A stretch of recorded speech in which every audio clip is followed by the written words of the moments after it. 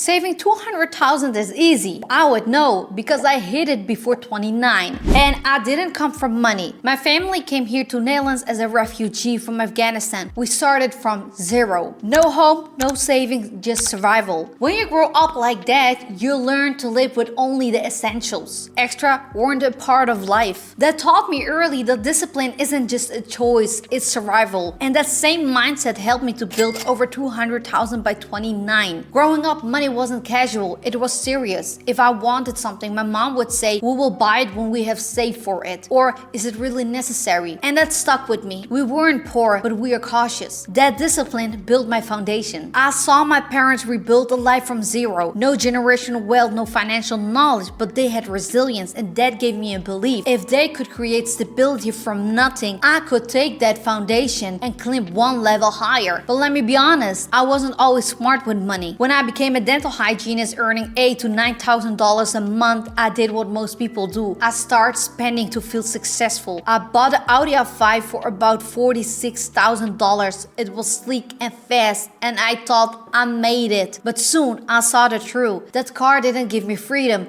I was still working 5 days a week, exhausted and missing family dinners. I had a beautiful car, but no energy to enjoy life. And I asked myself, if this is success, why doesn't it feel like it? Then I learned something. People don't overspend because they are careless. They do it because it feels good. Every purchase releases dopamine. It tells your brain you're doing well. Psychologists call it identity signaling. You buy things to prove who you are or who you want to be. But in that case, you end up building an image, not a real life. Once I understood that, I stopped rewarding myself with things. I started rewarding myself with progress. That question was my turning point. I saw people earning money with freedom, working less, living more from anywhere. And I thought, if they can do it, why can't I? That's when I decided I'm not working for money anymore. I am making money work for me. That shift changed everything. From that day, every decision I made circled one word: freedom. It didn't start at 28, it started at 16. By 16, I already had saved $10,000. I remember seeing that balance and it felt unreal, like proof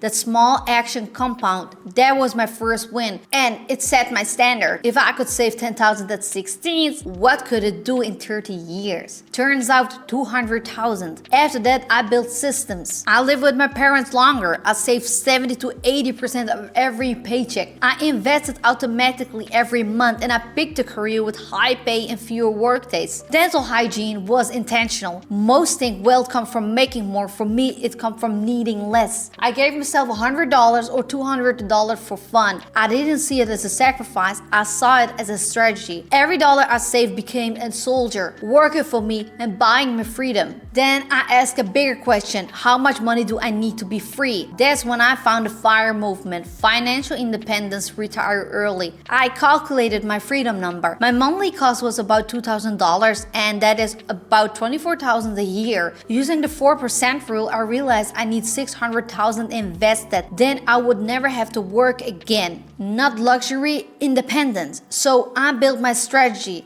70% in the S&P 500 to VOO and VTI, 10% in gold, 10% in crypto, and 10% in high yield savings account. At peak, I invested $4,000 a month. And once I saw the math, it clicked. Freedom was not just a dream, it was a formula.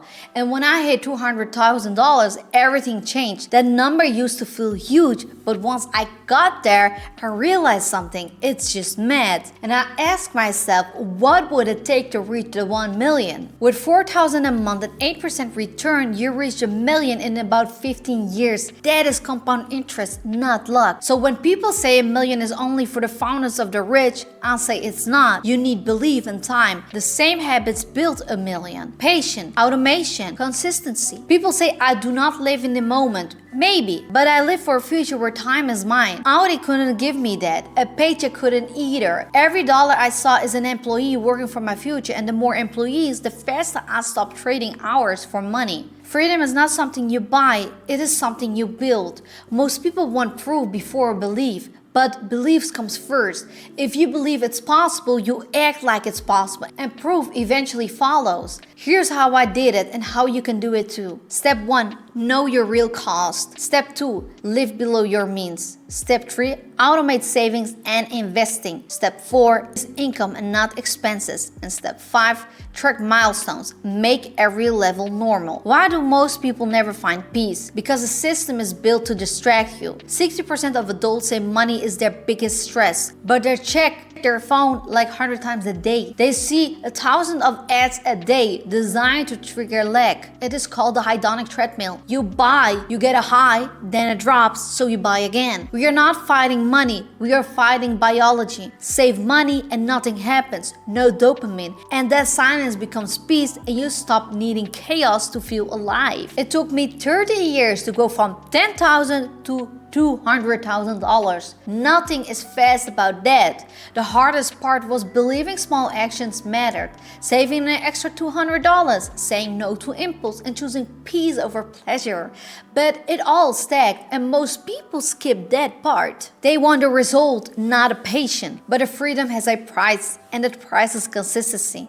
I hope you liked this video so far, and if you'd like to know how I build my net worth, watch this video.